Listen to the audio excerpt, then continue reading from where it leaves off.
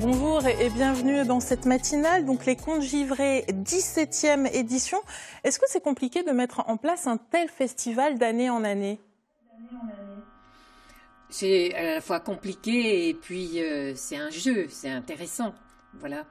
Parce qu'à la fois on a des partenaires vivants de chaque côté, et puis de trouver les spectacles qui vont apporter des nouveautés, c'est vraiment une curiosité.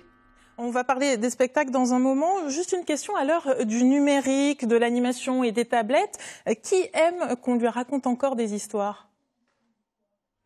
Tout le monde, aussi bien les enfants que les adultes. Et le festival Contes Givrés s'adresse essentiellement aux adultes et aux adolescents.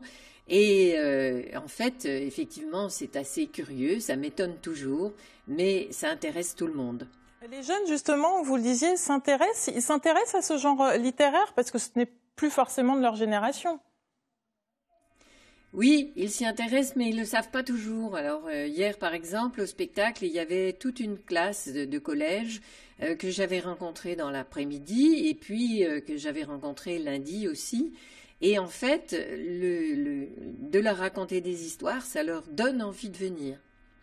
Les représentations, justement, ont commencé depuis la semaine dernière. Le public répond-il présent? Oui, tout à fait. On a tous les soirs du monde. Hier soir, il y avait 3 spectacles.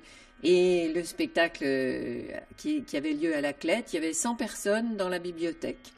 Quelles sont les différentes représentations que vous proposez? Alors, il y a toutes sortes de sujets qui sont abordés. Bien sûr, les affabulateurs extraordinaires, hein, qui sont les fous littéraires, mais il y a aussi des spectacles qui parlent de nous, par exemple de notre relation aux objets, de notre poil, de notre manière de bouger, de nos mouvements. Il y a des spectacles qui sont liés aux grandes mythologies, comme la rencontre du roi Salomon et de la reine de Saba, le mythe de Babel ou celui de Gilgamesh, celui qui ne voulait pas mourir. Mais ce sont des préoccupations que nous avons tous et justement qui nous intéressent. Oui, parce que l'an dernier, le thème était vraiment basé donc sur la devise de la République. Cette année, vous mettez plus l'accent sur le partage.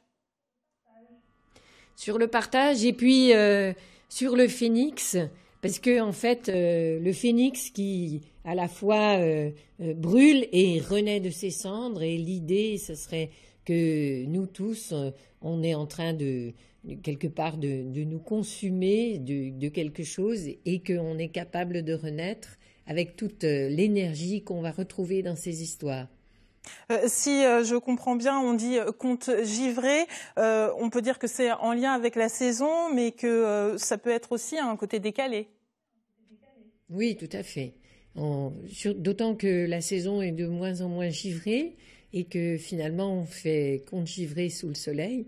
Mais c'est vraiment parler des gens qui sont un peu fêlés, car bienheureux les fêlés, ils laissent passer la lumière. Nous sommes un peu fêlés et peut-être que nous le sommes tous. Et même si il y a beaucoup de représentations hein, en Saône-et-Loire, lieu où est né le festival, vous essayez de plus en plus de sortir du département. Oui, le festival existe depuis 17 ans et depuis 15 ans, nous allons dans les autres départements. C'est-à-dire dans l'Yonne, nous y allons 10 fois, et puis dans la Nièvre aussi. En Saône-et-Loire, évidemment, on est très très présent. Merci beaucoup pour la présentation donc des contes givrés. Je rappelle ce que c'est jusqu'au 6 novembre prochain dans les 4 départements de Bourgogne. Le programme est détaillé dans notre page internet. Merci à vous.